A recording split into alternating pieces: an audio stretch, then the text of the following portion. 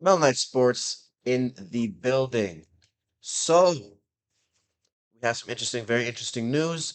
Jaron Boots Ennis has been elevated to the IBF champion. Um, as you know, Terence Crawford became the first two-time undisputed champion in history, right? Of the four belts in two different divisions when he defeated um Errol Spence, the then unified champion IBF, WBA, and WBC champion, Terence Crawford being the WBO champion. He defeated Errol Spence and became the undisputed champion of the welterweight division. Um, Now you have Jaron Boots Ennis, that was actually the IBF mandatory. um, they have elevated him to the championship, to the champion, right? Terence Crawford is no longer the champion, so he is no longer undisputed. This is quite interesting. Um, Not surprising though at the same time. The IBF is one of the sanctioning bodies that usually actually, you know, they they pretty much abide by their rules. They're pretty strict. If you have a mandatory, they want you to fight it. They want you to fight the mandatory.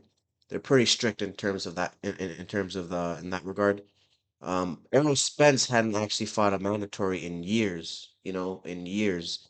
So, I mean, I can't really, say why they didn't force him to fight a mandatory, but they didn't. And now, as soon as Terence Crawford gets it, they have now stripped him. Um, you know, so now Boots is the championship. Now Boots is the champion. Um, I still don't think Terence Crawford will fight him. It just there's not much for him. There's not much to gain.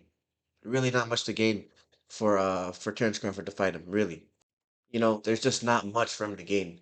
If he beats him, they're gonna say he was too young. You know.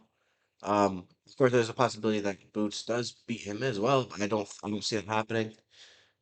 Terence Crawford is, he's on his last fights. He's on his last two fights. I think once he fights, Spence, I think he moves up, goes to 154, probably fights Tim Tszyu, or goes and fights Jamel, um, or he gets another really big money fight. We don't know, but he doesn't have more than three fights. I don't think he's 36 years old. You know, it's just I don't think it doesn't make sense for him. Obviously, we all want to see the fight, obviously, but I'm just thinking in realistic terms. You know, and again, I personally have Bud beating Boots. You know what I'm saying? I don't think he's ready, but if they want to push it, you know, then go ahead and make it. But I just don't see it happening. Um, but let me know what you think in the comments, man.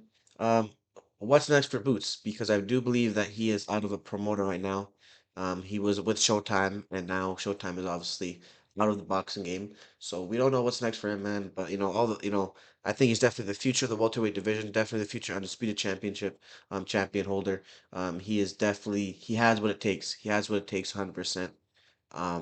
We just gotta see what's next. Hopefully he fights Keith Thurman. We will see. But only time will tell.